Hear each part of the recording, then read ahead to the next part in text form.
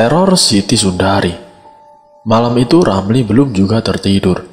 Ia masih duduk sambil minum kopi di teras rumah kontrakannya yang sempit.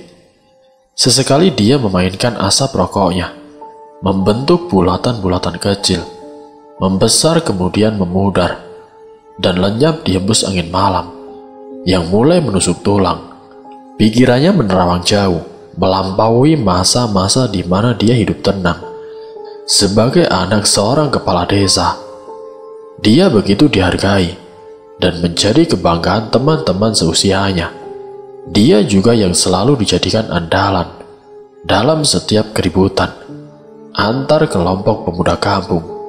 Karena memang si Ramli termasuk anak muda yang bersikap arogan. Namun terkadang dia juga dicap sebagai biang kerok kampung sebab sifatnya yang keras dan juga selalu egois. Tiba-tiba dia teringat akan kakak iparnya yang telah sekian lama tidak pernah ada kabarnya. Ramli merenungi nasib buruk yang telah menimpa satu-satunya keluarga terakhir yang ia miliki. Entah kenapa malam ini dia begitu merindukan sesosok seorang kakak yang berhati lembut. Namun sayangnya dia hidup terkurung dalam ketidakberdayaan karena dia memiliki suami yang tidak bisa memberikan kebahagiaan padanya. Ramli seperti merasa ada perasaan lain yang tiba-tiba menyeruak, merobek kenangan lamanya. Dia ingin mencari keberadaan si Siti, tapi dia tidak tahu kemana harus melangkahkan kakinya untuk mencari jejak perempuan itu. Dan hanya satu orang yang masih menganggap keberadaan si Ramli, yaitu Bidan Ida. Selebihnya tidak seorang pun yang mengharapkan keberadaan pemuda itu. Keesokan harinya, sore itu Ramli menyusuri jalan kecil di kampungnya. Dia sengaja menempuh jalan atau lebih tepatnya gang-gang kecil untuk mencegah bertemu dengan teman-teman lamanya. Dia tahu kalau kini teman-temannya tidak lagi peduli dengannya. Untuk terlihat tidak terlalu mencolok, dia mengenakan topi yang hampir menutupi sebagian wajahnya. Setelah melewati beberapa kelokan, akhirnya dia sampai di depan rumah Bidan Ida. Kebetulan Ibu Ida tengah duduk di ruang tamu, sehingga begitu melihat ada orang yang datang, dia segera menyambutnya. Betapa terkejutnya Ibu Ida melihat siapa yang datang. "Ramli?" tanya Ibu Ida, seperti tidak percaya melihat pemuda di hadapannya yang ternyata adalah si Ramli. "Iya, Bu, saya sudah lama tidak melihat Ibu," balas Ramli sambil mencium tangan Ibu Ida. Ibu Ida tertegun melihat sikap Ramli yang mencium tangannya, sebab Ibu Ida sudah tahu benar sifat pemuda itu, sombong dan urakan, tidak ada tata keramanya. Ibu tua itu pun menyuruh Ramli untuk masuk, kemudian pergi ke dapur. Dan tidak lama kemudian, Ibu Ida kembali bersama seorang gadis dengan membawa baki berisi gelas air minum. Ramli yang sejak tadi memandang kosong pada langit-langit kamar menjadi terenyak demi melihat seorang gadis yang cantik. Mata Ramli tidak berkedip memandangi wajah gadis di hadapannya yang tersenyum manis kepadanya. "Apa kabar, adikku?" Gadis itu menyapa dengan lembut. Dia menghampiri Ramli dan memeluk pemuda itu. Ramli semakin kikuk. Dia tidak bisa berpikir lebih jauh selain bertanya-tanya, siapakah sebenarnya gadis itu? "Kamu lupa sama aku, Ramli. Aku kakak ipar kamu. Coba perhatikan baik-baik," ucap gadis yang tidak lain adalah Sundari. Ramli memandangi wajah Sundari dengan pandangan tidak percaya kalau dia adalah kakak iparnya. Melihat kecanggungan Ramli, Ibu Ida pun mendekati mereka. "Ramli, semula ibu juga tidak percaya pada saat Siti datang setelah pergi begitu lama. Sebab secara medis, tidak mungkin wajah dan tubuh Siti yang telah terkelupas bisa kembali utuh, bahkan lebih sempurna dari sebelumnya. Namun ibu menjadi yakin setelah merasakan secara batin. Ibu merasa begitu dekat dengan Siti, apalagi setelah melihat tanda lahir yang terdapat pada bagian punggungnya. Dan sifat Siti pun sama seperti dulu, ringan tangan dan selalu mau bekerja. Ibu Ida menjelaskan panjang lebar. "Jadi, dia benar kakakku," kata si Ramli, kemudian membalas pelukan Sundari. Ibu Ida pun menjadi terharu. Dia langsung menghambur memeluk keduanya. Bukan hanya Ibu Ida yang terharu, sampai menitikkan air mata. Demikian pula dengan Sundari. Air mata gadis itu mulai menetes satu persatu, bergayut pada ujung dagunya yang indah. Berkali-kali pula ia mengusap air matanya dengan punggung telapak tangannya. Melihat itu, Ramli yang semula hanya bingung, kini merasakan hal yang sama. Walau dia seorang lelaki kuat dan tahan uji, tapi tetap saja Ramli juga manusia yang masih punya hati dan juga perasaan. Mata pemuda itu telah menjadi gelap karena terbalut mendung keharuan yang dalam. Tanpa sadar tangan Sundari bergerak menghapus mendung yang kian menebal di mata adiknya. Dan Ramli dengan lembut pula, ia menghapus air matanya dengan ujung jari telunjuknya. Melihat hal itu, hati Ibu Ida semakin terenyuh. Betapa malangnya anak-anak itu.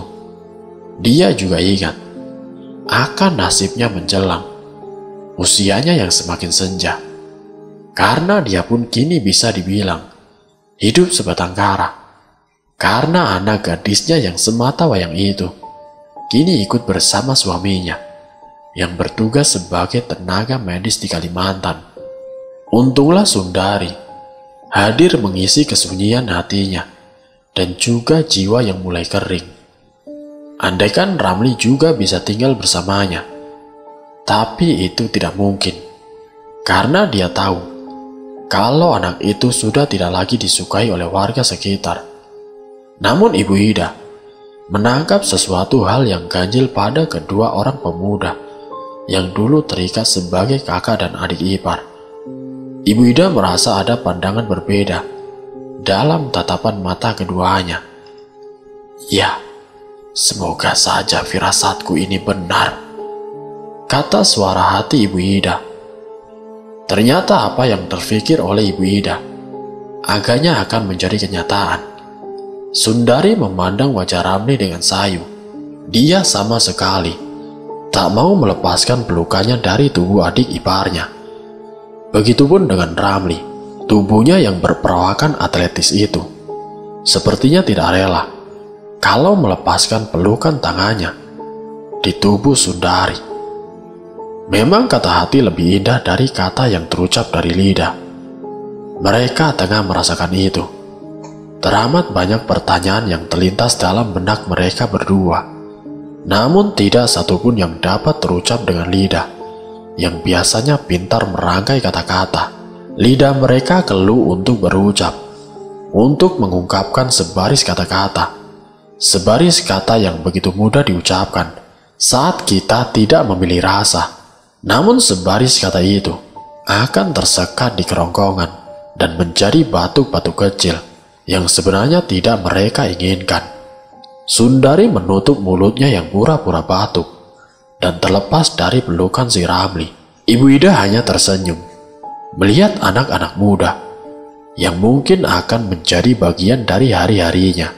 "Kak Siti, waktu kakak pergi, aku sempat kepikiran untuk mencari kakak. Tapi aku bingung harus mencari kakak kemana. Dan aku juga sempat menghajar Anwar karena dia sudah meremehkan dan juga menghina kakak. Aku juga baru tahu kalau Anwar sudah meninggal." Kata-kata Ramli membuat hati Sundari semakin berbunga-bunga karena ternyata dia masih memiliki orang yang mau memperhatikannya. Tapi ada keinginan yang lebih dari sekedar perhatian. Entah apa itu namanya. Aku akan tetap tinggal bersama ibu karena hanya ibu yang telah merawatku hingga aku selamat, dan aku akan menemani ibu menjalani hari tuanya. Balas Sundari dengan mata yang masih berkaca-kaca. Iya kak, jagalah ibu Ida. Anggaplah seperti orang tua sendiri. Bukan begitu ya bu? Ucap Ramli, mengalihkan pandangannya kepada ibu Ida. Sebenarnya Ramli tidak kuasa berlama-lama menatap wajah Sundari yang begitu sangat sempurna. Terbesit dalam hatinya tentang pertanyaan, bagaimana mungkin wajah Siti yang sehancur itu bisa menjadi secantik ini? Namun pertanyaan itu tidak perlu ia lontarkan. Bukankah nanti akan menjadi bumerang bagi dirinya sendiri? Ramli tidak ingin pertemuan itu akan berakhir buruk. Nah, Ramli, Sundari, kalian tetaplah di sini. Ibu akan melayani pasien yang sepertinya akan melahirkan, kata ibu Ida melihat seorang ibu hamil yang diiringi suaminya. Melahirkan? Tiba-tiba pikiran Sundari teringat kepada anaknya yang baru berusia 8 bulan, bayi yang montok dan sedang lucu-lucunya. Ah, tidak. Sundari tidak sanggup mengingat semua itu. Namun bayangan saat dia mengambil dan menggendong bayinya, saat api telah membakar pakaian, hingga dia dan juga bayinya diselimuti api yang berkobar. Dan Sundari mengingat saat tidak ada jalan lain untuk keluar dari kepungan api selain melompat keluar dari jendela kamarnya yang berada di lantai 2, masih membekas dalam ingatannya. Sundari tiba-tiba menggeleng-gelengkan kepalanya, berusaha mengusir bayangan-bayangan yang membuat hidupnya menjadi gelap. Kakak tidak apa-apa kan? Tanya Ramli yang melihat Sundari bersikap sangat aneh. Aku hanya ingat pada anakku, jawab Sundari, matanya berkaca-kaca. Ramli berjongkok di depan Sundari dan dia menghapus air matanya dengan jari telunjuknya. Aku juga kehilangan dia kak, tapi ini sudah takdir. Semoga nanti kakak cepat mendapatkan penggantinya, ucap Ramli, membuat Sundari memandang wajah adik iparnya. Kamu sudah punya pacar? Tiba-tiba Sundari mengalihkan pertanyaannya. Ramli terdiam. Dia memandangi wajah kakak iparnya, lalu menggeleng. Aku belum sempat berpikir ke sana kak. Bagaimana mungkin aku bisa membahagiakan seorang wanita kalau hidupku saja masih berantakan? Dan mereka pun saling bertukar cerita tentang nasib mereka yang telah terbuang dari kehidupan mereka yang dulu.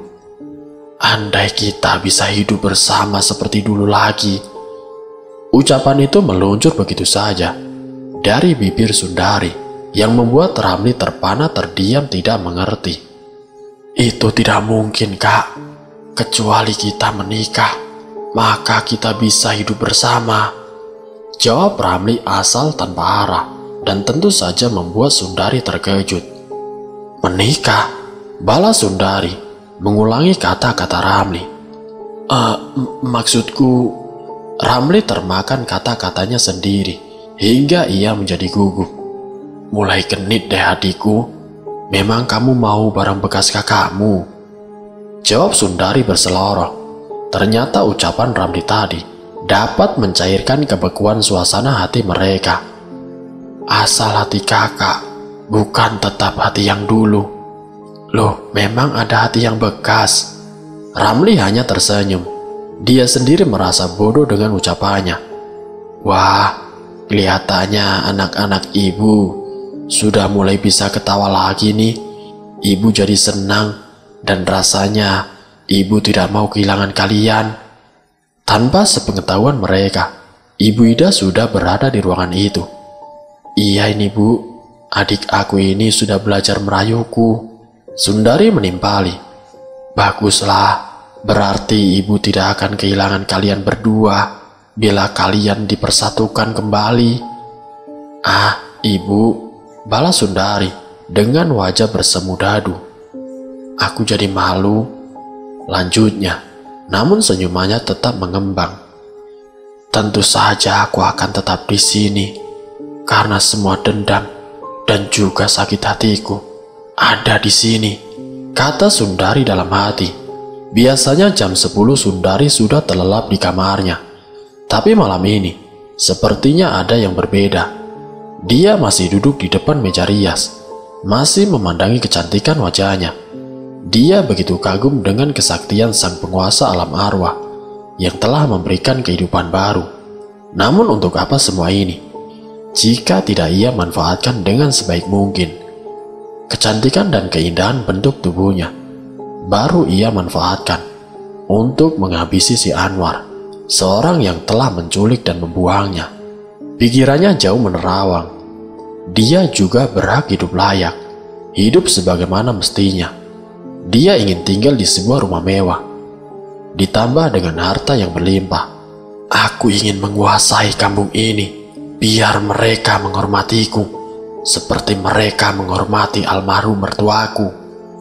Dan Sundari pun keluar rumah, setelah terlebih dulu melihat kalau Ibu Ida telah terlelap dalam mimpinya. Kebetulan dia berpapasan dengan seorang pemuda yang hendak ke warung. Sundari berpura-pura tengah mengingat sesuatu. Sesekali dia mengeluh dengan suara yang terdengar oleh pemuda itu. Sundari tahu kalau pemuda itu tengah memperhatikannya. Maka dia sengaja menyibakkan rambutnya dan memperlihatkan lehernya yang putih dan mulus. Kamu Sundari kan? Sapa pemuda itu. Iya, kok tahu nama aku sih? Memang abang siapa? Sundari balik bertanya. Perkenalkan, aku Rohman, balas pemuda itu sambil mengulurkan tangannya yang tentu saja disambut hangat oleh Sundari. Akhirnya, tanpa aku mencari, dia sudah datang untuk mengantarkan nyawanya, batin Sundari. Sekarang Sundari semakin menebar pesonanya dengan membaca mantra pemikat sukmanya. Memang sangat aneh, sedikitpun tangan pemuda yang bernama Roman itu seperti enggan lepas dari genggaman tangan Sundari. Memang kamu mau kemana, cantik? Tanya Roman dengan tiba-tiba. Aku disuruh Ibu Bidan untuk beli sabun. Kebetulan baru ada yang melahirkan. Aku harus mencuci pakaian wanita itu, tapi sabunnya habis. Sundari beralasan. Oh, ya sudah, aku juga mau beli rokok sama obat nyamuk. Ayo, kita sama-sama ke sana. Roman sedikit menarik tangan Sundari. Jangan, aku malas beli di situ. Pedagangnya genit. Dia suka pegang-pegang ini aku, jawab Sundari dengan sikap genit, sembari mengelus buah dadanya. Dan pemuda yang bernama Roman itu memandangi buah dada gadis di sampingnya, yang memang hanya memakai kaos tipis tanpa lengan, sehingga buah dadanya seperti mengintip dari ketiak yang terangkat. Apalagi Sundari sengaja tidak memakai bra. Roman merasa kalau deburan jantungnya semakin terasa cepat. Jantung pemuda itu turun naik, dan beberapa kali dia menelan ludah. Loh, kok diam? Katanya mau nganter aku. Sundari menyadarkan pemuda yang kini sudah dalam pengaruhnya. Atau jangan-jangan kamu suka liatin buah dadaku ya? Boleh, tapi kamu antar aku dulu ke warung. Bagaimana? Tanpa berpikir lagi, Rohman langsung menganggukkan kepala. Sebenarnya dalam akal sehatnya, Roman berpikir keras, kenapa gadis secantik ini memilih warung yang lebih jauh, yang ia sendiri tidak tahu letaknya, ketimbang warung yang hanya beberapa langkah di depan mereka. Sama seperti waktu Sundari mengajak kencan si Anwar tempo hari, dia juga membawa Roman menyusuri ganggang sempit untuk sampai di bantaran sungai. Tangan Sundari menggenggam erat tangan pemuda yang tengah dilambungkan angan-angan, serta mimpi yang diberikan Sundari. Setelah berjalan beberapa saat di bantaran sungai, Sundari menggenggam tangan Roman semakin erat, yang kemudian melintasi jembatan penyeberangan. Dalam hati Roman mulai bertanya-tanya, mau kemana sebenarnya mereka? Sundari malah bersandar. Namun pertanyaan pemuda itu sebentar lagi akan terjawab, sebab Sundari tidak melanjutkan langkahnya.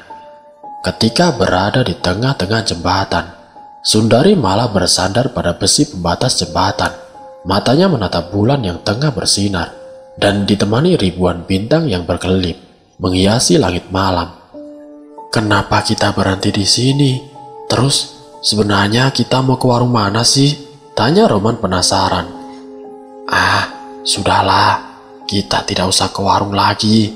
Kita istirahat dulu di sini sambil melihat bulan dan bintang. Mereka akan menjadi saksi kita malam ini, balas Sundari sambil menarik tubuh Roman hingga menempel dengan tubuhnya. Malam begitu sepi, tidak seorang pun yang terlihat melintasi jembatan itu. Kamu kenal sama Siti, menantu almarhum Pak Kades? Tanya Sundari tiba-tiba, membuat Roman sepertinya terkejut. Iya, aku kenal. Sebenarnya dia wanita yang baik, hanya saja dia jarang keluar, jadi sepertinya terkesan sombong. Jawab Roman seadanya. Aku dengar dia diculik dan dibuang ya? Iya sih. Dan katanya penculiknya adalah Anwar. Kemudian Anwar mati, diduga karena balas dendam Siti. Entahlah, aku kurang tahu itu. Tidak mungkin Siti balas dendam. Kenapa tidak mungkin? Perempuan itu pasti sudah mati di dalam karung atau dimakan binatang buas. Dari mana abang tahu kalau Siti dimasukkan ke karung? Jangan-jangan abang juga terlibat ya? Roman nampak kebingungan dengan pertanyaan Sundari. Ia termakan dengan ucapannya sendiri. Jawab bang, atau kita tidak jadi bercinta malam ini, kata Sundari, pura-pura menjauh dari Roman. Baiklah, aku juga ikut membuang Siti karena aku diajak Anwar. Anwar sangat membenci perempuan itu. Oh, jadi begitu ceritanya. Abang masih ingat wajah Siti? Tanya Sundari. Kemudian tangannya mengelus dada Roman yang semakin bergemuruh. Iya, aku ingat wajahnya. Wajahnya telah rusak dan hancur. Dia begitu menjijikan, jawab Roman dengan nada mengejek. Apa abang tidak merasa kasihan melihat dia yang telah kehilangan orang-orang yang ia cintai? Tanya Sundari melanjutkan. Sebenarnya saya sangat kasihan, tapi hampir semua orang di sini tidak ada yang menyukai dia. Apalagi si Anwar, dia sangat kesal karena perempuan itu telah menyakiti istrinya.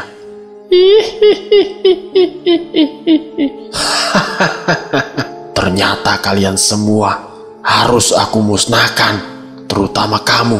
Sekarang perhatikan baik-baik wajahku, supaya kamu tidak mati penasaran. Setelah berkata begitu, Sundari memperlihatkan wajah aslinya. Wajah Siti yang rusak dan mengeluarkan cairan berbau busuk. Seketika itu juga, Roman terkejut bukan kepalang.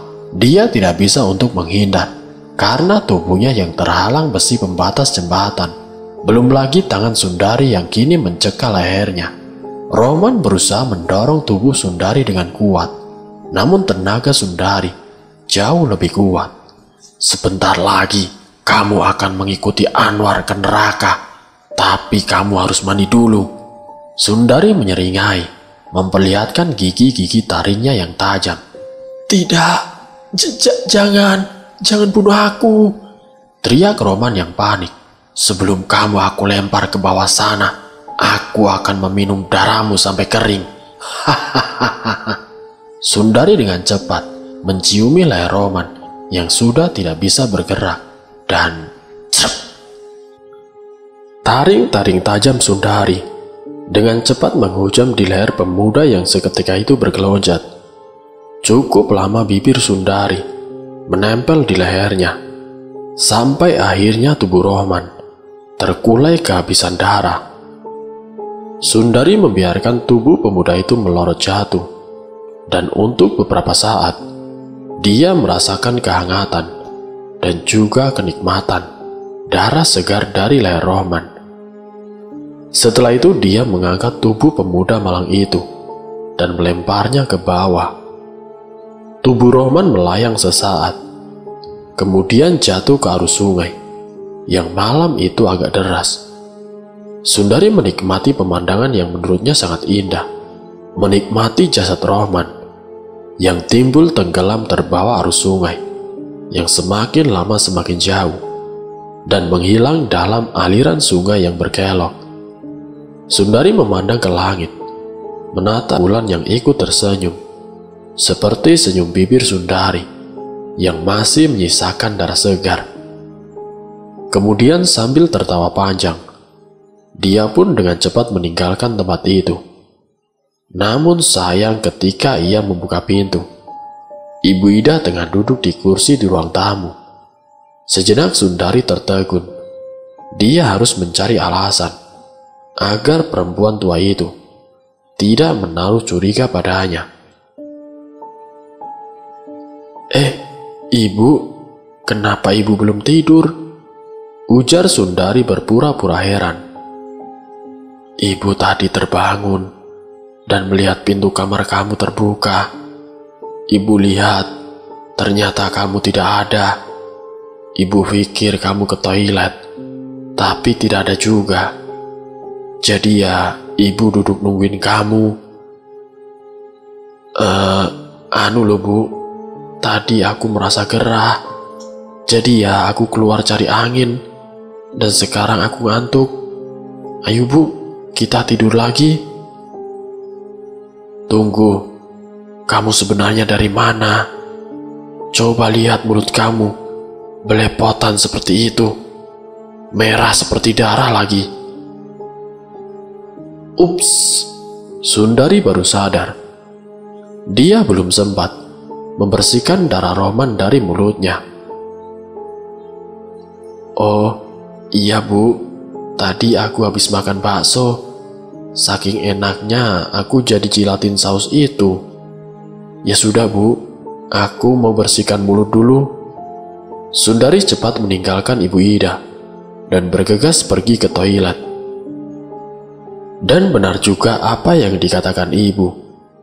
Ketika ia memandangi dirinya dalam cermin, dia melihat darah yang belum mengering di sudut-sudut bibirnya. Dan mulai saat itu, Sundari harus lebih waspada lagi sebelum melancarkan aksi balas dendamnya. Dia tidak boleh gegabah, dan jangan sampai Ibu Ida bertambah curiga padanya. 3 hari kemudian, barulah berita tentang penemuan mayat yang mengambang di muara. Keadaan mayat sudah membusuk dan berbau menyengat, menggegerkan kampung di mana Sundari tinggal. Memang sejak hilangnya si Rohman, warga setempat mulai mencari-carinya. Mereka menanyakan pada semua teman-teman dekat si Rohman, namun tidak seorang pun yang dapat memberikan informasi keberadaan pemuda itu. Dan seperti pada kematian si Anwar, warga pun mulai menerka-nerka penyebab kematian dari Rohman. Mereka mulai mengingat kalau ini juga adalah bagian balas dendam. Tentu saja kepada siapa lagi tudingan itu ditujukan kalau bukan kepada Ramli. Sebab bisa jadi si Ramli memang sudah merencanakan ini semua. Kalau sama Anwar, itu mungkin juga, sebab mereka berdua pernah bentrok. Tapi kalau Rohman, menurutku sih tidak mungkin. Mereka berdua tidak pernah ada masalah. Bahkan sampai Ramli keluar dari kampung kita, Rohman tidak pernah menyimpan rasa antipati pada Ramli. Akhirnya Gayus memulai memberikan pendapatnya. Gayus memang teman paling karib bagi Ramli. Dia bisa dibilang tangan kiri Ramli. Sebab antara Ramli dan juga si Gayus hampir memiliki perangai yang sama. Begini, ini pendapatku ya. Masalah kamu pada percaya atau tidak, itu terserah kalian. Selama ini kita hanya mencurigai dan menuding si Ramli sebagai pelaku teror ini. Kita telah melimpahkan seseorang yang paling sakit hati kepada kita. Seorang pemuda yang bernama Rinto mulai ikut nimbrung. Menurut kamu siapa? Siti. Kita semua mengira kalau Siti sudah mati dan entah berada di mana. Kepergian atau hilangnya perempuan itu pun kita tidak tahu. Nah, ada kemungkinan kalau dia masih hidup dan ada di sekitar kita. Di sekitar kita? Berarti dia dekat dengan kita, atau malah dia berada di kampung kita. Masuk akal, dan mungkin dia ada di sini.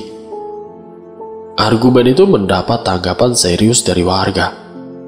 Mereka mulai mencoba berandai-andai, meraba-raba tentang di mana keberadaan perempuan yang pernah mereka singkirkan dari kehidupan mereka. Siti kini menjadi momok bagi warga sekitar, terlebih lagi bagi mereka yang pernah berurusan dengannya. Sementara itu di tempat parkir, Ramli tengah duduk di trotoar, mengawasi kendaraan yang terparkir di lahan yang telah ia kuasai. Pikirannya jauh menerawang. Dia membayangkan akan kecantikan wajah kakak iparnya, yaitu Sundari. Bagaimana mungkin wajah yang hancur bisa berubah sedemikian cantik? Bahkan hampir tak seorang pun menyangka kalau Sundari adalah si Siti. Apa mungkin dia memakai susuk yang dapat merubah wajah seseorang dalam sekejap? Bila demikian, bisa jadi Sundarilah orang yang telah menghabisi kedua orang temannya. Ramli sempat bergidik ngeri jika itu kemungkinannya, dan kemungkinan terburuknya. Sundari tidak akan berhenti untuk menebar teror.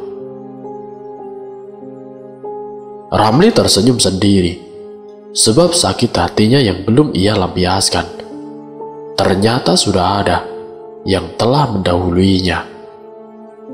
Dan saat dia tengah melamun, di seberang jalan nampak seorang pemuda yang ia kenal sebagai temannya, yang sempat mengusir dirinya dari kampung tempat tinggalnya. Pokoknya, sekarang kamu harus pergi dari kampung ini. Kamu bukan siapa-siapa lagi di sini. Kamu cuma gembel yang tidak punya tempat tinggal. Dulu aku dan semua takut bukan sama kamu, tapi sama bapak kamu yang kades sombong itu. Begitu kata-kata terakhir yang dikatakan oleh temannya yang bernama Jani. Timbul niatan dalam hati Ramli untuk memberi pelajaran kepada pemuda yang tengah menawar buah itu. Ramli menepuk bahu Cipeng yang duduk di sampingnya. Peng, ada mangsa buat kamu. Mana bang? Itu anak yang lagi beli buah. Dia itu temanku yang sudah mengusir aku dari kampung. Terus maksudnya bagaimana bang? Kerjain dia, tapi di tempat yang sepi. Jangan bilang kalau kamu disuruh aku. Paham? Bikin dia babak belur. Cacat juga tidak apa-apa. Kamu ajak teman satu orang saja. Kamu pura-pura saja malak dia. Baik bang, kebetulan aku juga lagi kesal sama orang rumah. Cipeng mengajak seorang temannya. Kemudian dia mengikuti anak muda yang ditunjuk oleh Ramli. Dan dari kejauhan, Ramli menyaksikan pertarungan yang tidak seimbang. Dia melihat Jani sudah tidak berdaya, menjadi bulan-bulanan Cipeng dan juga temannya. Cipeng menyeret tubuh Jani. Sebelah kaki anak muda yang sudah lemas itu diangkat. Ia meletakkan kaki pada tepi trotoar. Teman Cipeng mengerti maksudnya. Kemudian dia melompat agak tinggi dan hingga pada kaki Jani.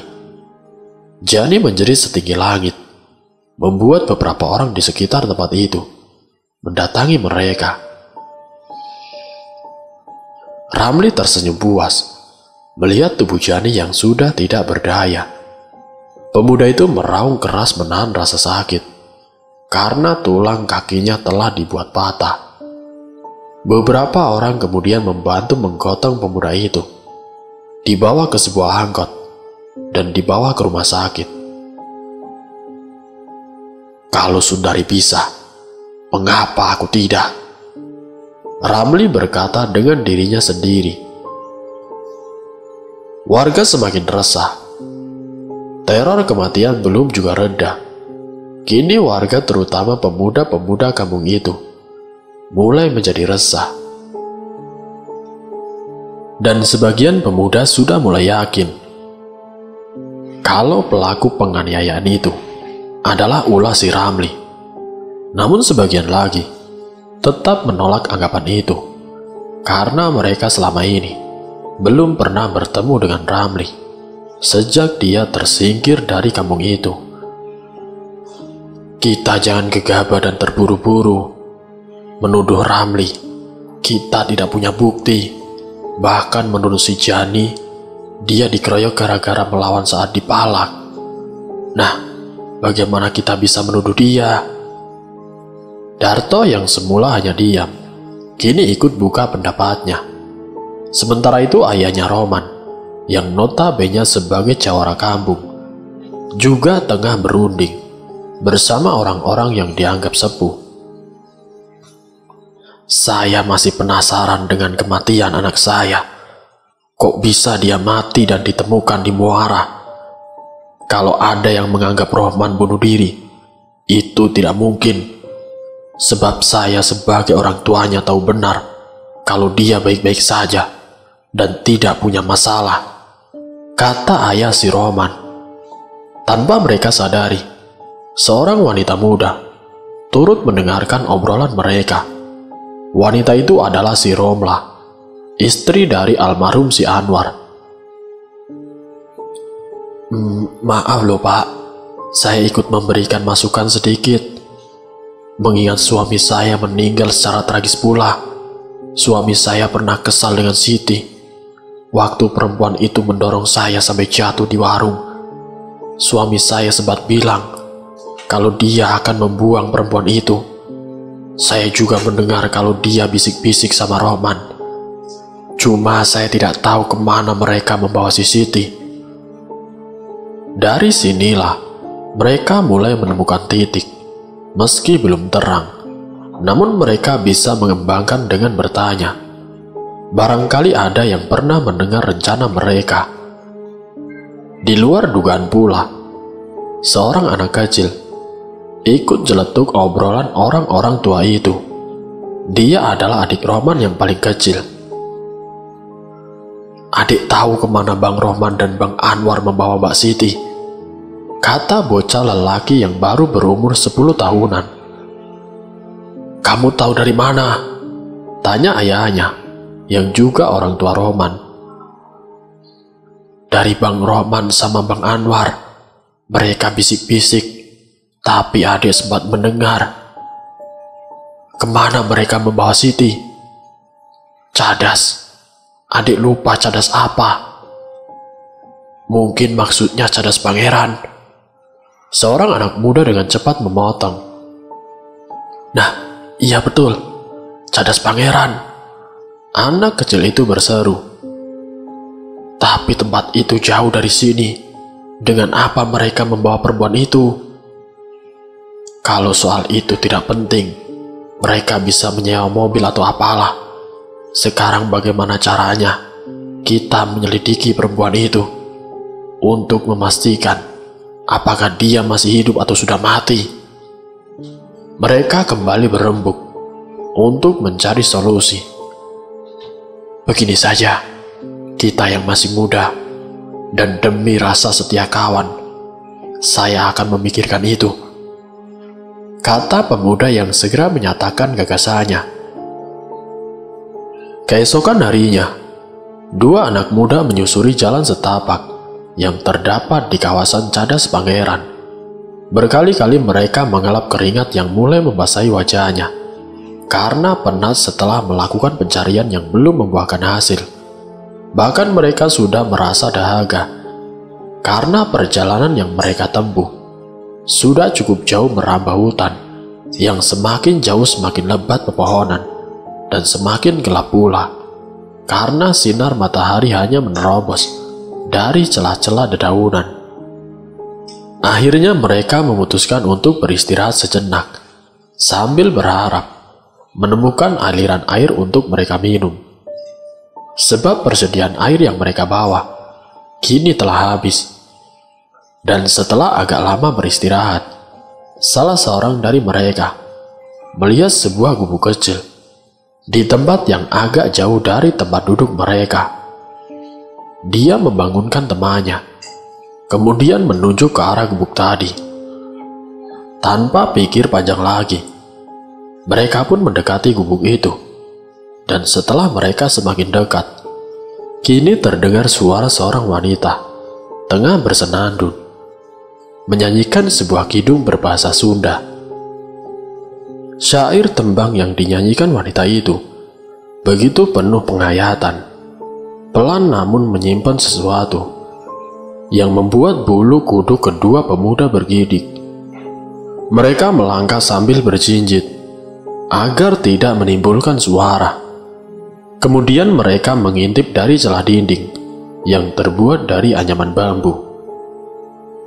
Di dalam sana seorang wanita cantik tengah duduk di atas sambaran tikar yang terbuat dari pandang. Wanita itu tengah menjahit selembar kain berwarna merah. Kedua pemuda tadi membelalakan matanya saat melihat kecantikan wajah wanita yang masih terus bersenandung. Kedua pemuda itu saling bertukar pandang. Kemudian salah satu dari mereka berbisik,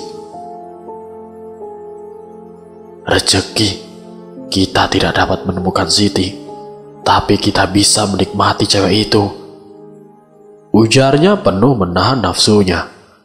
Dan temannya hanya mengangguk, tanda setuju. Lalu mereka mengetuk pintu dengan pelan. Pintu pun terbuka.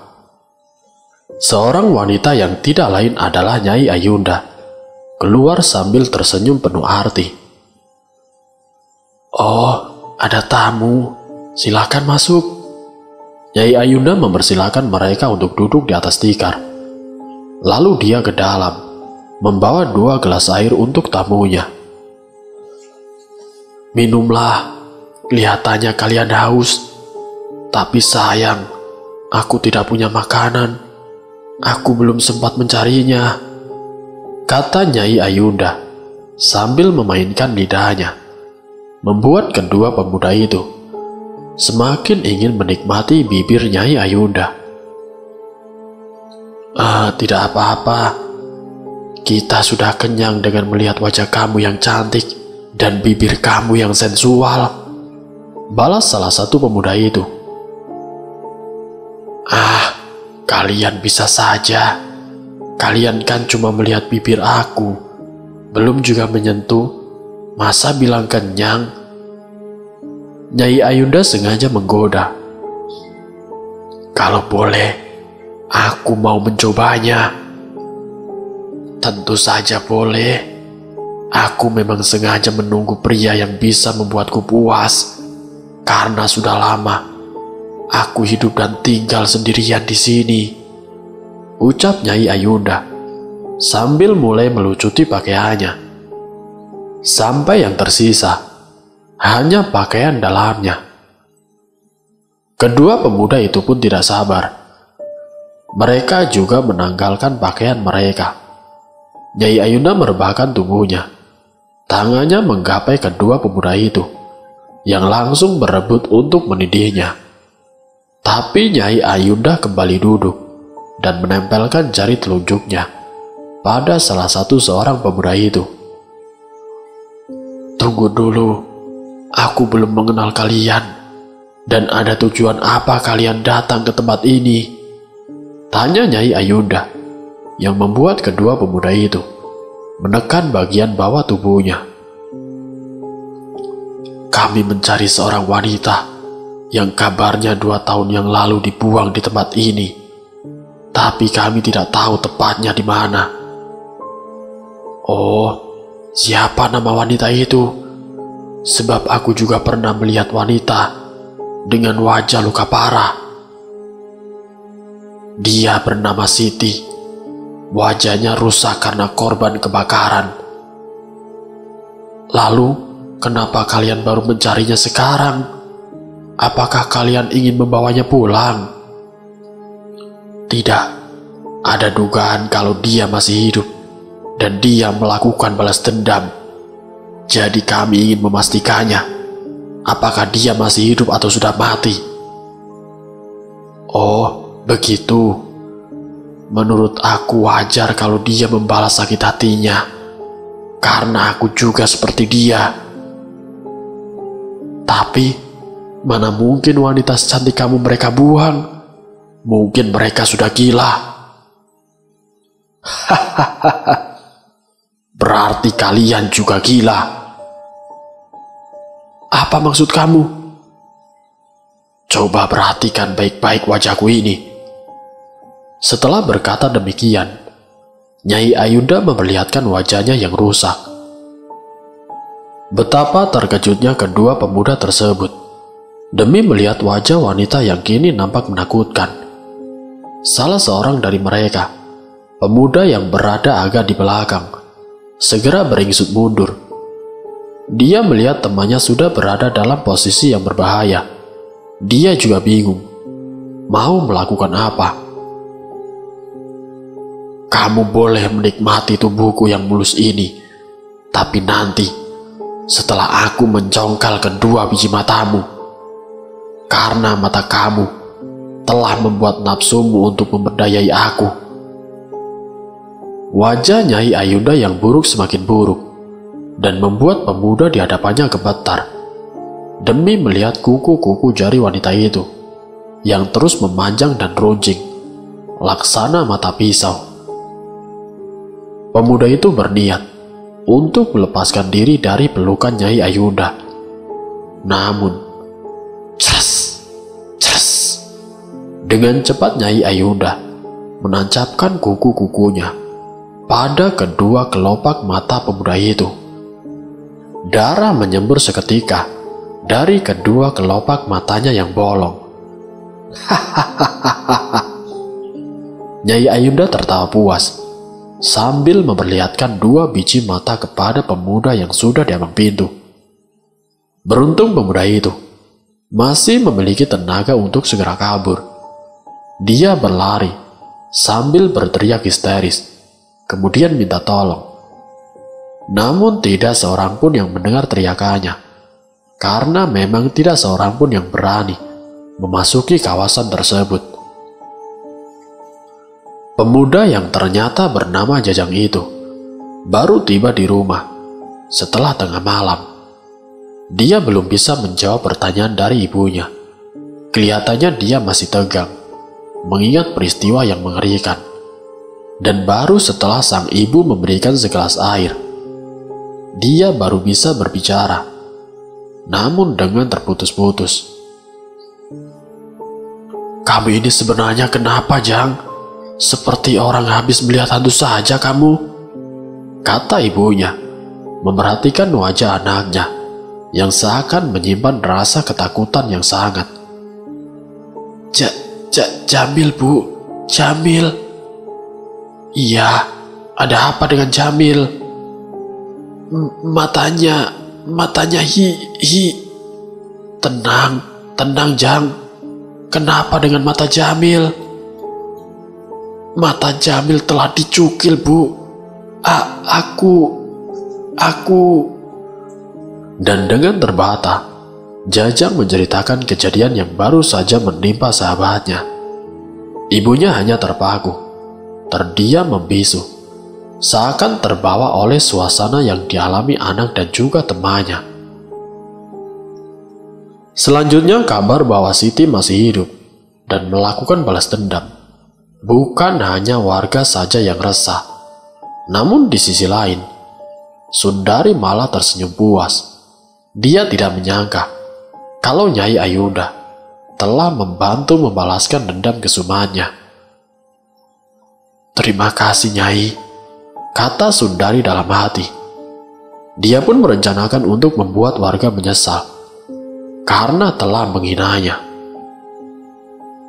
Malam harinya, setelah selepas Isya, Ibu Ida yang sudah mulai menaruh kecurigaan terhadap anak angkatnya, yaitu Sundari, berpura-pura ingin tidur karena merasa lelah setelah bekerja melayani pasien sehari penuh. Pendengarannya ia pertajam kalau Sundari keluar rumah seperti malam itu. Dan ternyata dugaan Ibu Ida memang benar. Sundari membuka pintu orang tua itu dan melihatnya telah tertidur dengan nyenyak. Lewat pintu belakang rumah, Sundari keluar. Kemudian dia melangkah perlahan menuju rumah istri almarhum si Anwar. Menurutnya perempuan beranak satu itulah yang menjadi penyebab dirinya dibuang oleh suaminya, yaitu si Anwar. Jarak rumah perempuan itu dengan rumah bidan hanya berselang beberapa rumah saja. Dan beruntung saat itu, tidak seorang pun yang melihatnya. Kebetulan ibu beranak satu itu ada di luar rumah. Dia tengah merenung seorang diri. "Selamat malam sayang," sapa Sundari dengan nada mengejek. Wanita istri dari almarhum Anwar itu memandang tamu yang tidak diundangnya. "Mau apa kamu kesini?" tanyanya penuh selidik. "Sekedar mau tahu saja bagaimana perasaan seorang wanita setelah ditinggal suaminya. Saya curiga kalau Bang Anwar meninggal karena perbuatan kamu." "Aku? Bagaimana kamu bisa berpikir sampai ke arah sana? Sedangkan aku bukan siapa-siapanya Anwar." "Tapi kamu telah sengaja merayu Anwar sehingga dia tergila-gila sama kamu." "Kamu benar, aku merayu dia agar dia mau menuruti perintahku karena dia yang telah membuang seseorang. Kamu ingat Siti kan?" "Siti? Kenapa kamu tanya tentang perempuan itu?" "Ya, karena dia adalah aku." "Tidak, kamu bukan Siti. Siti sudah mati," kata istri Anwar. Dia mulai cemas. "Siti belum mati. Coba kamu perhatikan baik-baik wajahku." Istri almarhum Anwar terbelalak. Di hadapannya kini bukan lagi Sundari wanita yang cantik, namun wajah itu berubah secara mengerikan. Seluruh wajahnya terkelupas dan bau busuk dari nanah yang keluar dari luka-luka di wajah Sundari. "Siti, tidak, pergi kamu dari sini, pergi." "Karena kamu, aku menjadi terbuang, dan karena suami kamulah, aku menjadi Sundari, dan malam ini, aku akan mengantarkan kamu menyusul suamimu." Sundari menyeringai. Dia memperlihatkan gigi taringnya yang siap menghujam di leher wanita, yang kini berteriak meminta tolong. "Tolong, ada setan, tolong, tolong!" teriaknya dengan keras. Namun ternyata teriakan itu sempat didengar beberapa orang pria yang segera mendatangi tempat itu. Sebelum gigi-gigi tajam Siti atau Sundari menghujam leher perempuan itu, seorang mencekal lengan Siti. Namun dia menjadi terkejut setelah melihat wajah Siti. Siti menyeringai dengan sekuat tenaga. Dia berniat mengempaskan pemuda yang mencekalnya, tapi dia menjadi heran sendiri karena tenaganya begitu lemah. Kenapa jadi begini?" keluhnya. Dia melupakan sesuatu. Lengan kirinya merogoh saku celananya. "Celaka, besi kuningku." Siti telah melupakan besi kuning pemberian Nyai Ayuda. Di saat Siti mulai kebingungan, pemuda yang semula ketakutan kini menjadi berang. Dia mengempaskan tubuh Siti hingga terpental. Siti mulai panik. Dia membaca mantra agar sang penguasa alam arwah datang menolongnya. Tapi hal itu tidak terjadi. Siti kini menjadi bulan-bulanan warga, yang sekarang bertambah banyak. Ketegangan pun semakin menyelimuti perasaan Siti.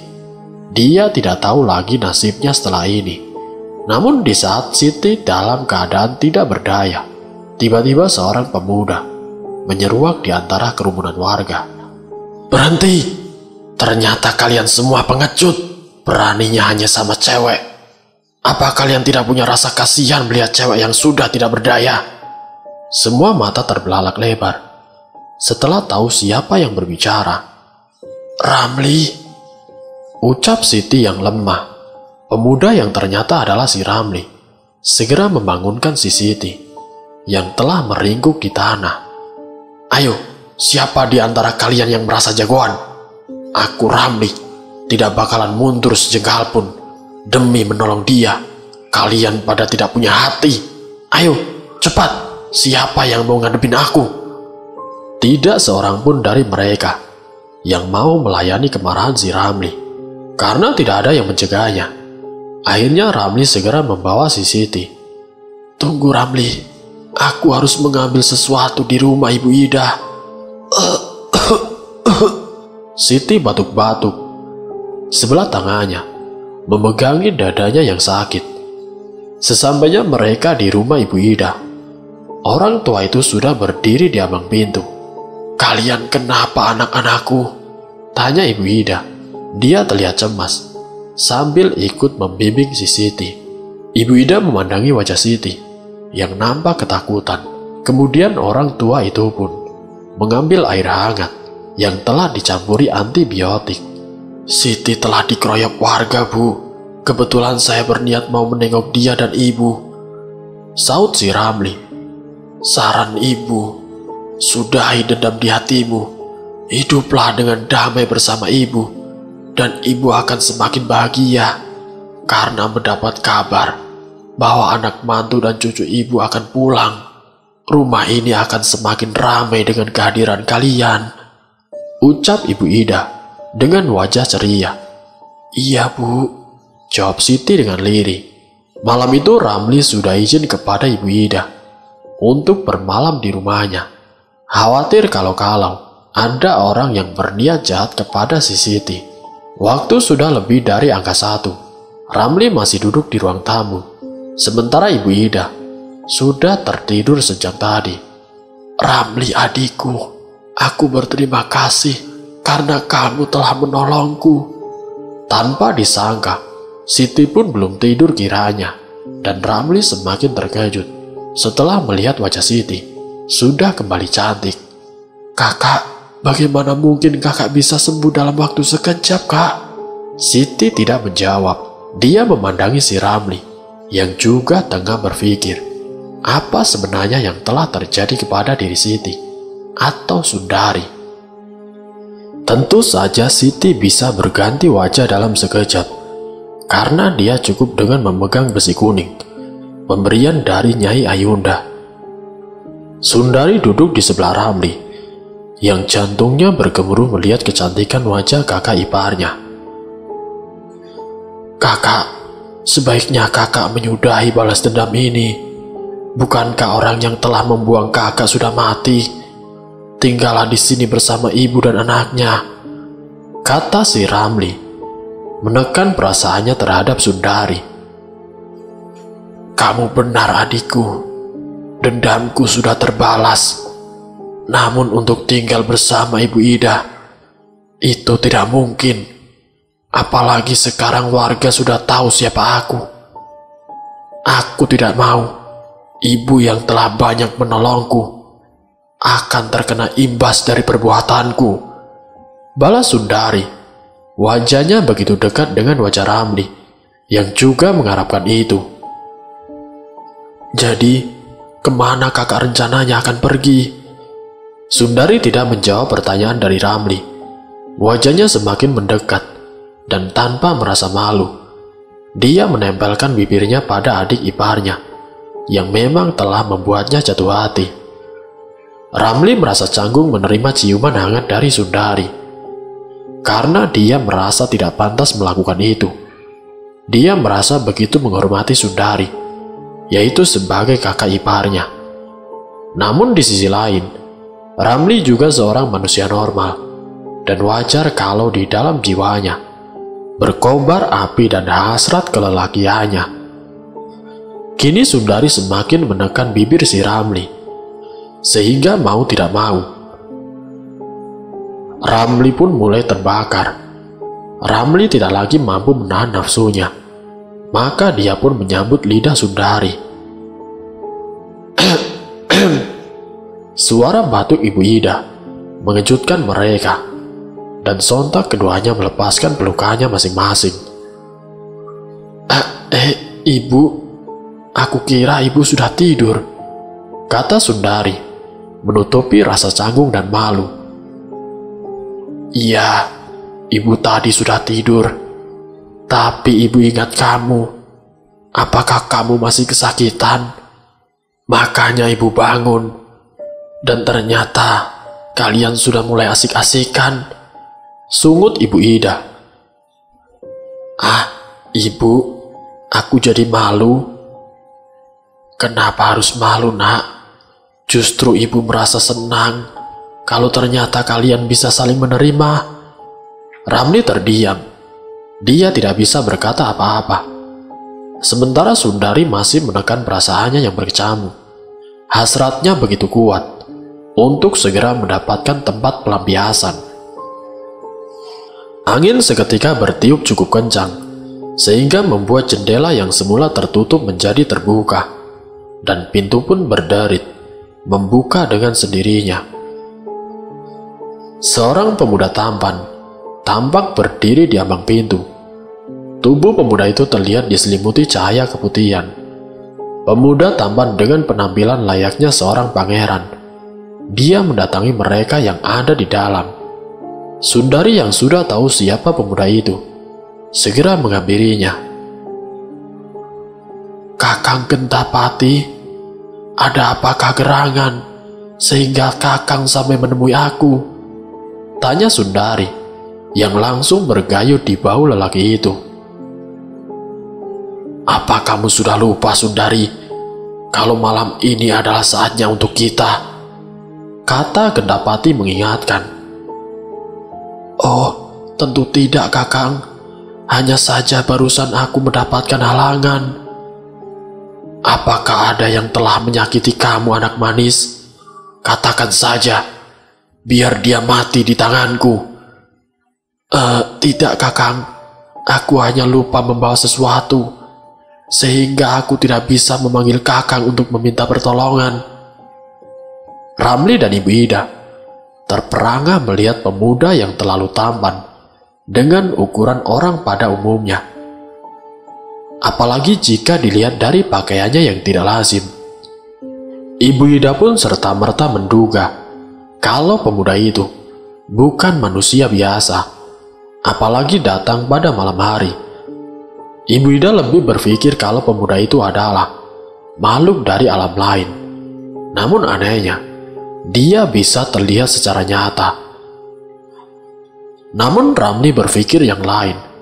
Ternyata dirinya tidak berarti apa-apa bagi Sundari. Terbukti kakak iparnya lebih mesra menyambut tamu yang tidak diundang itu. Ada satu perasaan hamba dalam hatinya. Kemesraan yang baru saja ia nikmati harus sirna dalam sekejap. Maka dengan berat, ia pun pamit kepada Ibu Ida. Dia tidak bisa melihat kemesraan Sundari dengan pemuda yang kini masih memeluk Sundari. Besok saja kamu pulang, Ramli.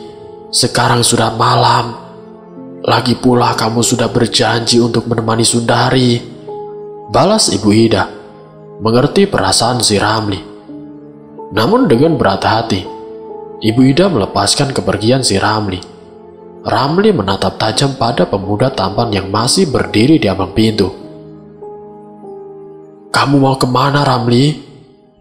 Tanya Sundari ketika melihat adik iparnya itu menyeruak di antara dia dan juga pemuda itu.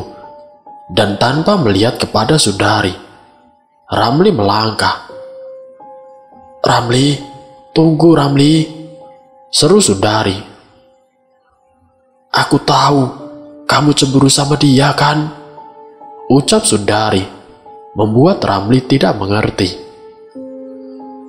Dia bukan manusia biasa seperti kita, dan aku harus menuruti perintahnya, karena dialah aku masih hidup. Dan bila kamu memang menyayangiku, temui aku di hutan cadas Pangeran, tempatku untuk menenangkan diri. Malam ini aku telah dijemput, dan mungkin aku tidak kembali ke rumah ini. Kenapa? Bukankah Ibu Ida akan kedatangan anak menantunya? Lagi pula aku sudah tidak ada tempat di kampung ini. Balas Sundari, menatap sayu wajah Ramli.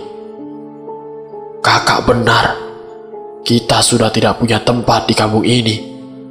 Tapi kita masih berhak untuk hidup layak, seperti membangun sebuah mimpi untuk esok hari, kata si Ramli, seperti menyimpan suatu harapan.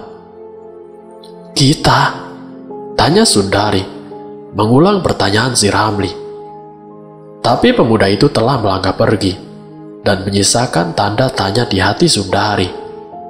Pemuda tampan yang tidak lain adalah sang penguasa alam arwah, alias Gentapati, mengamit lengan Sundari, dan dalam sekejap mata, mereka telah meninggalkan rumah Ibu Ida. Perempuan tua itu hanya geleng-geleng kepala, dan dia semakin yakin kalau pemuda tadi bukanlah manusia biasa. Pantas saja kamu bisa secantik itu, anakku, gumam Ibu Ida. Jauh di sana, di sebuah gubuk kecil di tengah hutan, dua orang wanita yang sama-sama cantik tengah berbicara dari hati ke hati. Mereka adalah Nyai Ayunda dan juga Sundari, dua wanita malang yang merasa bernasib sama-sama tersingkir dari kehidupan yang sempurna sebagai manusia, sama-sama hidup dalam keterasingan dan terpaksa mengubur impian mereka. Sepertinya aku ingin hidup seperti Nyai, tenang dan damai di sini, ucap Sundari dengan lirih. Bukankah kamu ingin melampiaskan dendam kamu? Balas Nyai Ayunda. Kalau menurut kata hatiku, mungkin belum semua aku lakukan. Tapi setelah aku pikir, semua sudah berakhir. Kalau menurut kamu begitu, itu bagus. Aku senang mendengarnya. Tapi, apakah kamu sanggup tinggal di tempat terpencil seperti ini? Bukankah aku sudah lama tinggal di sini? Namun yang jadi pikiranku, bagaimanakah aku bisa bebas dari Gentapati? Dia pasti selalu datang meminta jatah padaku. Tapi sejak kedatangan kamu di sini, Gentapati tidak lagi menyentuhku. Dia tidak pernah meminta jatah padaku. Atau barangkali Gentapati akan melupakan seseorang sepertiku. Kemudian dia lebih memilih kamu yang dianggapnya masih baru. Benarkah begitu, Nyai? Kemudian kedua wanita itu terdiam. Mereka sama-sama berpikir tentang Gentapati. Tapi tidak, aku tidak mau melihat orang lain menjadi korban sepertiku dan juga Nyai Ayunda, bisik hati Sundari. Di tempat lain, Ramli masih gelisah memikirkan sikap Sundari yang lebih memilih pemuda taman itu ketimbang dirinya. Dia mulai ragu akan kata-kata kakak iparnya. Dia juga ragu akan arti ciuman wanita yang akhir-akhir ini menjadi bagian dari mimpinya dan juga harapannya. Temui aku di hutan cadas Pangeran. Kata-kata yang diucapkan Sundari masih terngiang jelas di telinganya. Cadas Pangeran, di sanakah mereka bersembunyi? Tapi bagaimana mungkin aku ke sana? Bukankah dia akan didampingi pemuda itu? Dan mungkin dia makhluk gaib yang memiliki kesaktian. sehingga Sundari begitu menghargai dan menghormatinya. Mungkin memang aku harus menemuinya untuk menyelamatkan dia dari tekanan makhluk itu. Batin si Ramli terus berkata-kata, seolah tengah mencari jawaban akan semua ini. Kopi nih bang, dari tadi aku lihat kamu ngelamun aja. Ada apa sih bang? Tanya si Cipeng sembari memberikan segelas kopi. Aku pusing Peng, aku jatuh cinta sama kakakku, kata si Ramli sambil menerima kopinya. Yang benar aja bang, masa kakak ipar kamu embat juga? Seru Cipeng terkejut. Bekas kakak iparku, kan abangku sudah meninggal waktu kebakaran dulu. Tukas Ramli meralat kata-katanya. Terus masalahnya apa? Kalau kamu sama kakak kamu sama-sama suka, kan tidak ada masalah, ujar si Cipeng. Iya sih Peng, tapi yang jadi masalah, kakakku lebih memilih cowok yang malam itu datang. Dia seperti pangeran. Kakakku begitu menghormati, seakan merasa ketakutan. Sepertinya dia bukan manusia seperti kita. Maksudnya makhluk gaib? Iya, dan namanya saja sudah bikin aku merinding. Nama? Apa dia juga punya nama? Kalau tidak salah, namanya Gentapati. Sebentar, biasanya kalau toko zaman pendekar dulu itu bukan nama yang kesohor, tapi julukan. Nah, apa mungkin Gentapati itu cuma julukan doang? Genta itu kan lonceng, pati ya mungkin kematian. Jadi lonceng kematian. Tapi kenapa harus lonceng ya? Ah, pusing aku kalau nebak yang seperti ini, kata si Cipeng sambil garuk-garuk kepala yang tidak gatal. Sudah, daripada kita pusing mikirin nama dan julukan, mending kita santai minum kopi sambil menikmati hidup kita. Nah, itu baru aku setuju bang. Nikmati hidup selagi kita masih hidup. Iya enggak Li? Iya tuh. Kalau sudah mati ya namanya nikmat kematian. Apa mati itu nikmat Bang? Sepertinya sih iya. Soalnya tetangga-tetanggaku yang pada mati, mereka betah di sana dan tidak mau balik lagi. Haha. Mereka pun tertawa dengan lelucon mereka sendiri. Namun meskipun Ramli bisa tertawa, namun dalam hatinya masih saja diliputi rasa cemburu yang teramat. Dia berniat untuk mencari tahu keberadaan kakak iparnya yang katanya berada di hutan cadas Pangeran. Dan hanya dengan modal nekat, Ramli pun mendatangi tempat yang sebelumnya tidak pernah ia kunjungi. Ia hanya pernah mendengar kalau hutan cadas Pangeran adalah sebuah lembah yang cukup angker, dan belum pernah ada seseorang yang masuk ke wilayah itu. Ramli pun menuruni batu-batu cadas untuk sampai di bawah sana. Suasana dan aroma mistis pun terasa saat kaki Ramli sudah berpijak pada dataran yang ditumbuhi pohon-pohon besar dengan dedaunan yang lebat. Berkali-kali ia duduk beristirahat karena lelah. Setelah beberapa kali dia memasuki hutan yang mulai nampak agak gelap karena sinar matahari terhalang dedaunan. Dan setelah dia melangkah menyusuri tepian tebing, dari kejauhan dia melihat sebuah pondok atau bangunan kecil. Sejenak dia memperhatikan sekeliling bangunan itu, kalau ada pergerakan atau kehidupan di dalamnya. Namun ia terkejut melihat seorang wanita yang baru keluar dari gubuk itu. Berkali-kali Ramli mengucut matanya. Dia sepertinya tidak percaya demi melihat kecantikan wajah wanita yang berpakaian seperti Dewi Kayangan. Siapakah wanita itu? Dan dia tidak lain adalah Nyai Ayuda, wanita yang bernasib sama seperti Sundari, yang kini menjadi penghuni hutan cadas pangeran. Setelah ketegangan hatinya mereda, Ramli kemudian mendekati gubuk itu. Nyai Ayunda memandangi pemuda di hadapannya. Matanya tajam selidik.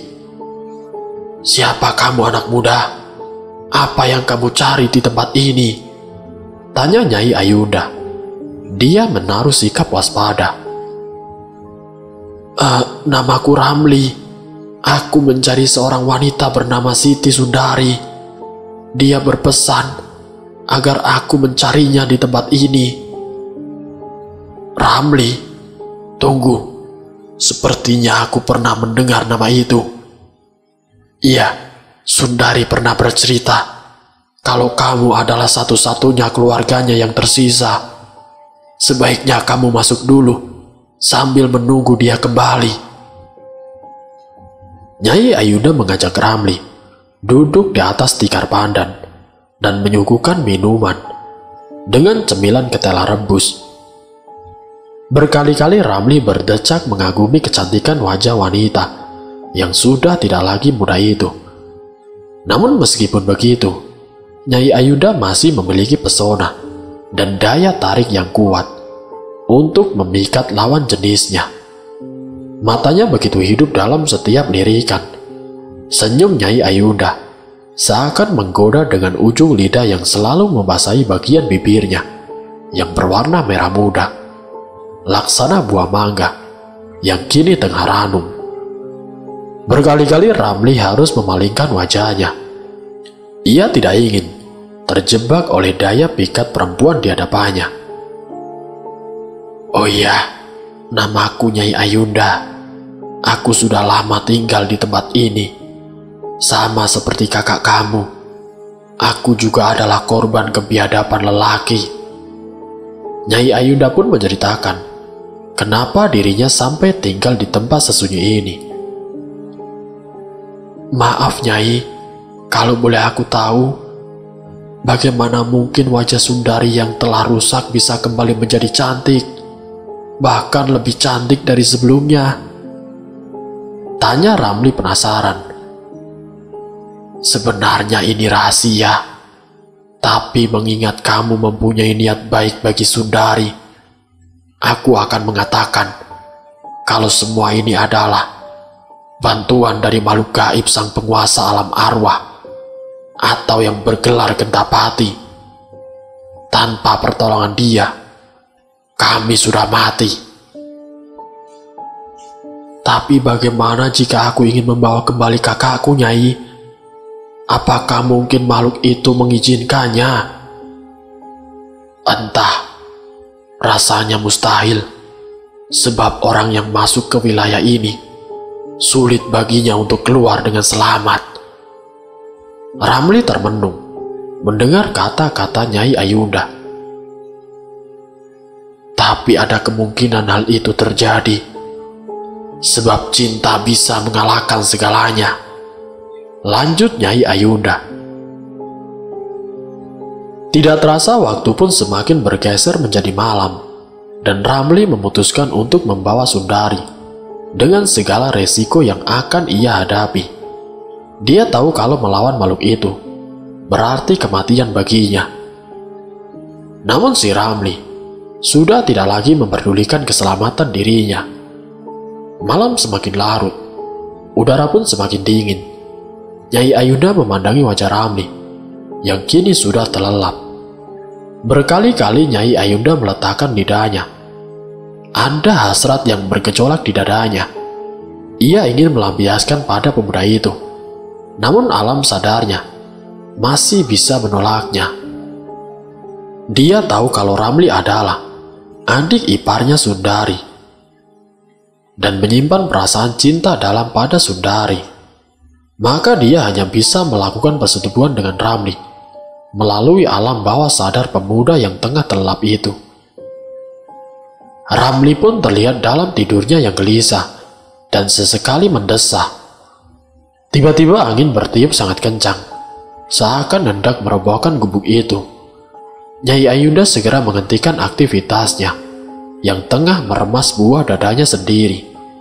Dia segera merapikan pakaiannya, kemudian bangkit dan lalu membuka pintu.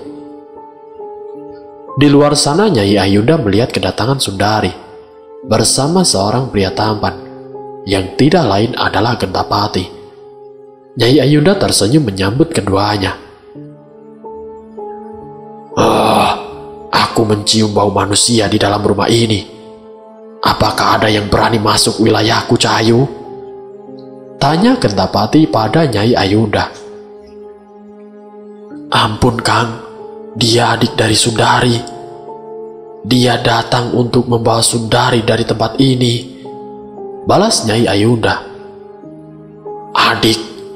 Apa kamu punya adik, anak manis? Tanya Gentapati kepada Sundari.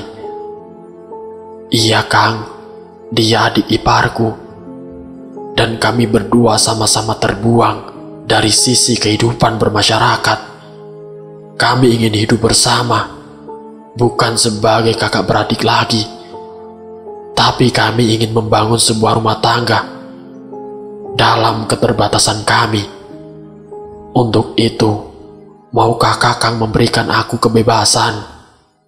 Balas Sundari sambil memohon. Kebebasan macam apa yang kamu inginkan, anak manis? Bukankah selama ini aku telah memberimu kebebasan untuk melakukan teror?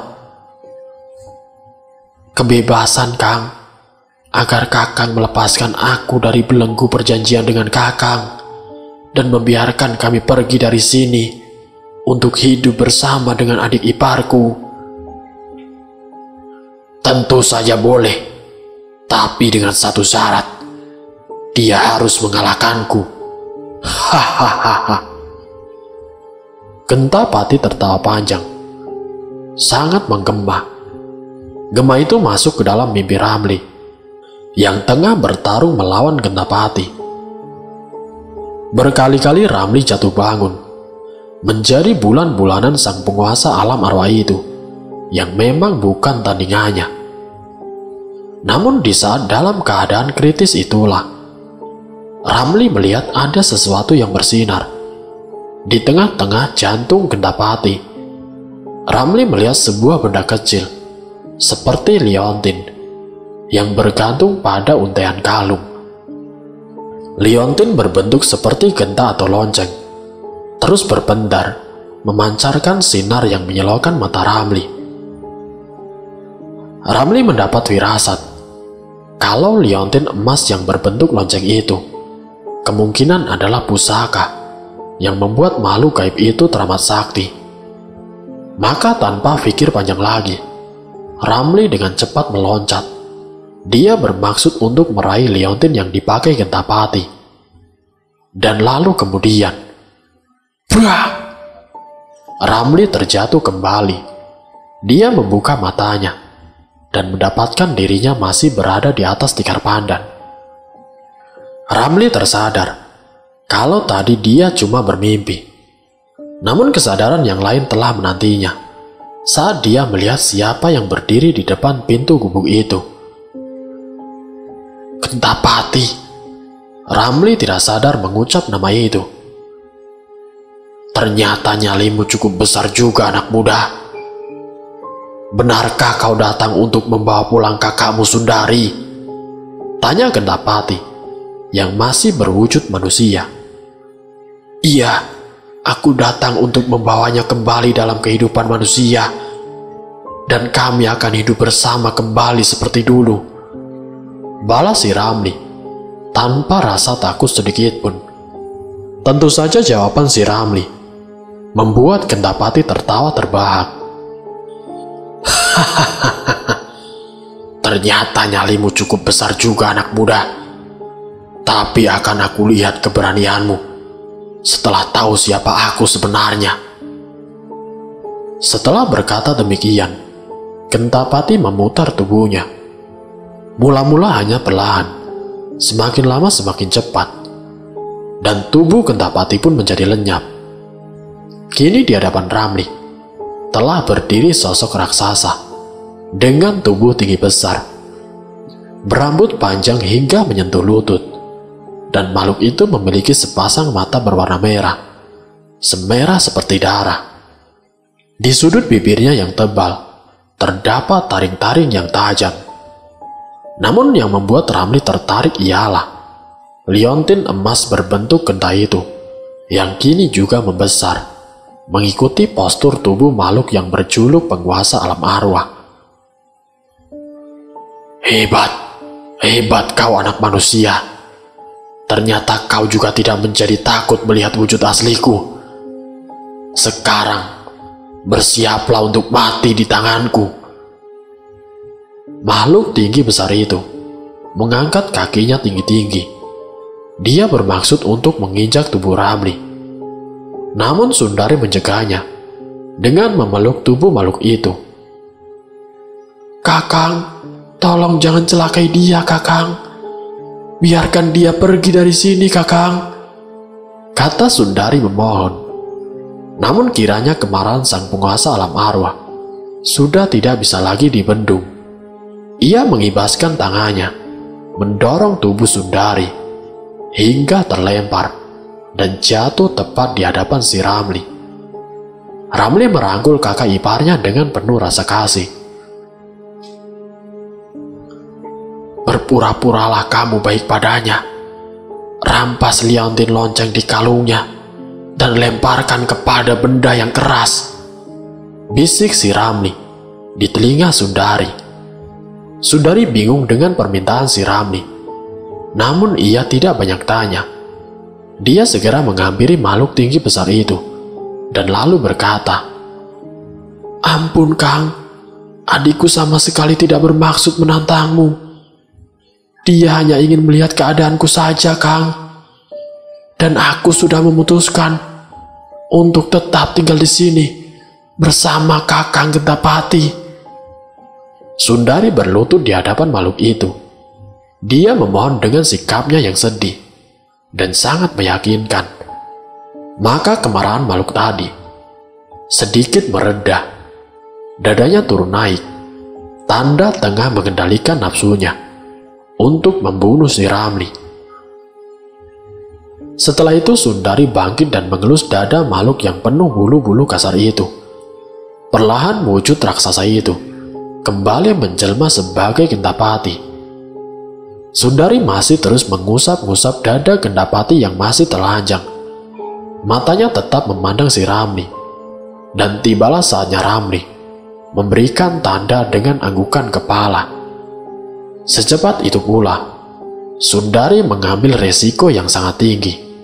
Dia menjamret sekuat tenaga liontin emas di dada Gentapati. Tas! Bandul kalung itu secepatnya ia lemparkan pada Ramli yang telah siap menangkapnya. Gentapati nampak murka. Dia mendorong keras tubuh Sundari hingga terhempas dan membentur pohon besar. Gentapati, ayo ambil milikmu ini, seru si Ramli, membuat Gentapati marah besar. Dia bermaksud menyerang si Ramli. Namun pemuda itu dengan untung-untungan dia melemparkan liontin emas berbentuk lonceng itu tepat ke atas batu besar. Dar! Sungguh di luar dugaan. Benturan benda itu beradu dengan batu dapat menimbulkan suara yang dahsyat. Tubuh Gentapati terhuyung. Sebelah tangannya mendekap dadanya yang kini berlubang, dan dari lubang itu mengalir cairan berwarna hijau dan berbau sangat busuk. Ampun, panas! Teriak Gentapati. Kini Nyai Ayunda yang sedari tadi terdiam dan hanya menyaksikan saja. Kini dia tengah mengeluarkan sesuatu dari dalam telapak tangan kirinya. Perlahan benda itu keluar dan Nyai Ayunda mencabutnya. Benda seukuran jarum dengan warna emas kini sudah berada dalam genggamannya. Benda itulah yang dinamakan susuk berkarat karena telah menyatu dengan darah Nyai Ayunda. Sedangkan dengan Gentapati masih meraung kesakitan, dan tanpa seorang pun yang tahu dan menduga, tiba-tiba Nyai Ayunda berlari dan langsung menghujamkan benda kecil susuk berkarat tepat di tengah-tengah keningnya. Benda seukuran jarum itu pun lenyap seketika. Yang terlihat hanyalah cahaya hijau dari benda tadi yang terus masuk menerobos rongga kepala Gentapati. Raungan Gentapati alias penguasa alam arwah kini terdengar semakin dahsyat. Pohon-pohon besar pun ikut bergoyang. Daun-daun juga luruh terkena getaran bahana suara makhluk raksasa yang kini telah tumbang. Namun sesaat sebelum tubuhnya terburai, lengan raksasa yang panjang itu sempat meraih tubuh Nyai Ayunda yang ada di dekatnya. Tak kusangka kau juga tega menghancurkanku, Ayunda. Kau harus ikut hancur bersamaku. Gentapati mencengkram tubuh Nyai Ayunda yang kini sudah tidak berdaya. Tidak lama setelah itu, tubuh keduanya pun perlahan-lahan sirna dari pandangan Ramli dan juga Sundari. Mereka sama sekali tidak menduga kalau telah mengalahkan makhluk gaib itu dengan begitu mudah. Ramli teringat kata-kata Cipeng yang berseloroh tentang arti sebuah julukan yang ternyata benar menjadi kenyataan. Genta artinya lonceng, dan pati berarti mati atau kematian. Begitu kata Cipeng. Dan secara kebetulan juga, Ramli melihat makhluk itu berliontin lonceng. Ternyata kamu pintar juga, Peng, gumamnya, membuat Sundari menatapnya dengan heran. Peng, siapa yang kamu maksud? Tanya Sundari. Itu temanku di parkiran, Kak. Dia mungkin cuma asal tebak, tapi aku percaya kalau iblis itu juga punya kelemahan. Tapi kamu hebat juga. Sepertinya kamu punya kekuatan. Iya, aku memang punya kekuatan. Kekuatan cinta ternyata mampu mengalahkan segalanya. Cinta? Tanya Sundari, mengulang kata-kata Ramli. Ramli memandang wajah Sundari, yang juga menatap kagum akan keberanian si Ramli. Perlahan jari-jari Ramli menggerimit lengan Sundari, yang langsung membalas dengan remasanya. Ya, kekuatan cintamu telah membebaskanku dari belenggu iblis itu. Tapi Sundari memandang tempat di mana Nyai Ayunda telah lenyap bersama sosok Gentapati. Maafkan aku, Nyai Ayunda. Kau telah mengorbankan dirimu demi untuk menolongku, ujar Sundari. Malam semakin larut, ditambah gerimis kecil mulai turun. Ramli dan Sundari memandang alam hutan cadas Pangeran yang kini semakin sunyi. Tidak mungkin mereka pergi dalam cuaca yang kurang bersahabat. Tidak ada pilihan lain kecuali mereka menginap di gubuk kecil itu sampai menunggu matahari esok pagi tiba. Dan kita tidak perlu tahu apa yang mereka lakukan. Berdua dalam udara yang dingin, mereka membutuhkan sesuatu untuk menghangatkan tubuh mereka satu sama lain. Suara serangga malam sudah tidak terdengar. Mereka seperti sedang berlomba untuk menyaksikan kedua insan berlainan jenis. Hanya seekor burung hantu yang masih bertengger di dekat gubuk dan sesekali mendengarkan suaranya yang parau. Dengan malu-malu, dia mengepakkan sayapnya, berpindah tepat di atas atap gubuk yang tidak terlalu rapat. Matanya yang bulat semakin bertambah bulat, melihat adegan di bawah sana, di hamparan tikar jerami. Burung hantu pun mengepakkan sayapnya, mencari dahan yang terlindung. dari gerimis yang mulai deras. Di dalam hatinya, dia berkata, "Kapan aku bisa melakukan itu?" Namun tidak ada yang mau menjawabnya. Sampai akhirnya, dia pun tertidur. Kini Sundari dan juga si Ramli telah hidup bersama, selayaknya sebagai manusia biasa. Semoga dari kisah ini, kita dapat mengambil hikmah dan juga pelajarannya. Wassalamualaikum warahmatullahi wabarakatuh.